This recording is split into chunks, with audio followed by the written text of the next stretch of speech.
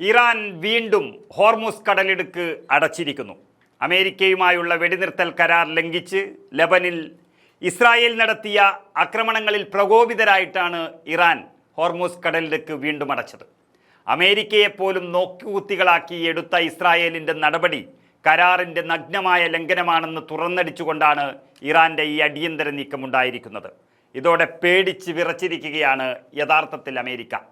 കൂടാതെ തങ്ങളുടെ മരവിപ്പിച്ച സ്വത്തുക്കൾ വകമാറ്റി ഗൾഫ് രാജ്യങ്ങൾക്ക് നഷ്ടപരിഹാരം നൽകാനുള്ള അന്താരാഷ്ട്ര നീക്കങ്ങളെ യാതൊരു കാരണവശാലും അനുവദിക്കില്ലെന്നും ഇറാൻ കർശന മുന്നറിയിപ്പ് നൽകിയിരിക്കുന്നു.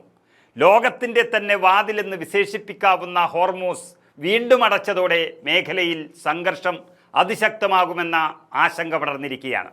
മിനിഞ്ഞാന്ന് വെള്ളിയാഴ്ചയായിരുന്നു ഇസ്രായേൽ ലെബനൻ വെടിനിർത്തൽ കരാർ പ്രാബല്യത്തിൽ വന്നത് തന്നെ. ഇറാൻ US ധാരണാപത്രം പ്രാവർത്തികമാക്കുന്നതിൻ്റെ ഭാഗമായി ഇസ്രായേൽ ലെബനൻ ആക്രമണങ്ങൾ അവസാനിപ്പിക്കുന്നതായി US പ്രസിഡന്റ് ഡൊണാൾഡ് ട്രംപ് തന്നെ വ്യക്തമാക്കിയതാണ്.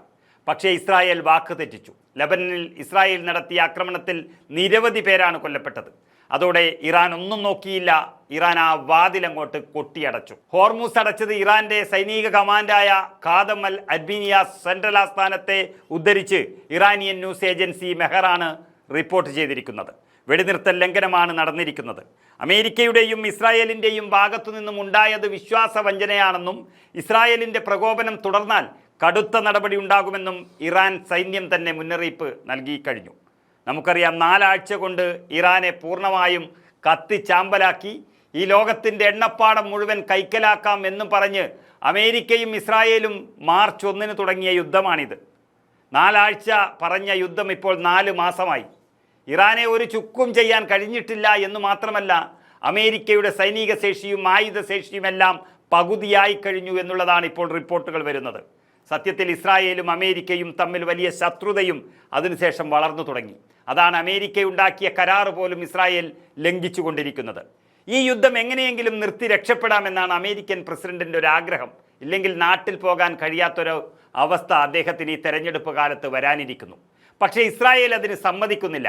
അങ്ങനെ ആകപ്പാടെ ഭിന്നതയിൽ നിൽക്കുമ്പോഴാണ് വീണ്ടും ഇസ്രായേൽ പണി പറ്റിച്ചതും ഹോർമുസ് കടലിടുക്ക് അടച്ചിട്ടതും. ഇസ്രായേൽ ലെബനൻ വെടിനിർത്തൽ കരാർ നിലവിൽ വന്നു എന്ന് അമേരിക്കൻ പ്രസിഡന്റ് പ്രഖ്യാപിച്ച് മണിക്കൂറുകൾ കഴിയുമ്പോഴാണ് ഇസ്രായേൽ അത് അട്ടിമറിച്ചത്.